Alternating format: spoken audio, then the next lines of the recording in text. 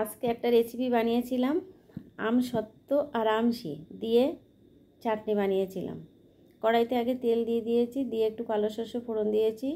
আর আমশিটা কিন্তু আমি গরম জলে ভিজিয়ে রেখেছিলাম। আমশি বলতে ওই যে ছোট ছোট আম শুকিয়ে রেখেছিলাম। আর এটা কিন্তু আমসত্ত্বটাও ছোট ছোট টুকরো টুকরো করে একটু ভিজিয়ে রেখেছিলাম গরম জলে। এই যে আমশিটা দেখতে পাচ্ছ, ছোট ছোট কচি আম কিন্তু কেটে শুকিয়ে রাখা। এই যে এটা কিন্তু ভীষণ টক, খেতে বেশ ভালোই লাগে। অসময়ের জন্য এগুলো বানিয়ে রেখে দিই, অসময়ে এগুলো বানানো হয়। এদিকে ফোড়নটা হয়ে গেছে, এবার আমশিটা একটু এই তেলের মধ্যে ভেজে নেব। একটু অল্প করে দিয়েছি, এগুলো কিন্তু ভীষণ টক। এই যতটা দিয়েছি অন্তত আম 2-3টে আম হবে, বেশ মাঝারি সাইজের।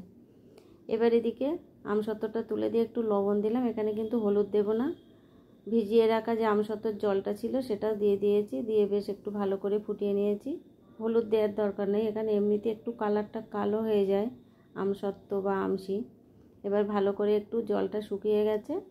এবার এখানে একটু রসগোল্লার রস ছিল সেটাই দিয়ে দেবো, চিনি আর দেবো না, রসগোল্লার রসগুলো দিয়েই বানিয়ে নেব। রসটাও উঠে যাবে, নষ্ট হবে না। আর এদিকে আমার চাটনিটাও বানানো হয়ে যাবে, চিনিটাও আর নষ্ট হবে না। এবার এইভাবে আমি ফুটিয়ে গেলে একটু নামিয়ে নেব। এটা খেতে কিন্তু বেশ ভালোই লাগে। শুধু আমসত্ত্বর চাটনি কিন্তু ভালো লাগে না, আমশি দিলাম একটু। আমশিটা টক আর আমসত্ত্বটা তো মিষ্টি, ওই জন্য দুটো মিলেমিশে বেশ খেতে সুন্দরই হয়। এবার রেডি হয়ে গেছে, নামিয়ে নিলাম।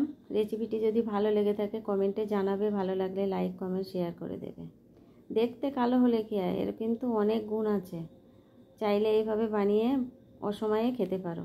এটা অসময়ের জন্য, সময়ের জিনিস তো আমরা টাটকা টাটকা খাই, অসময়ের জন্য এগুলো।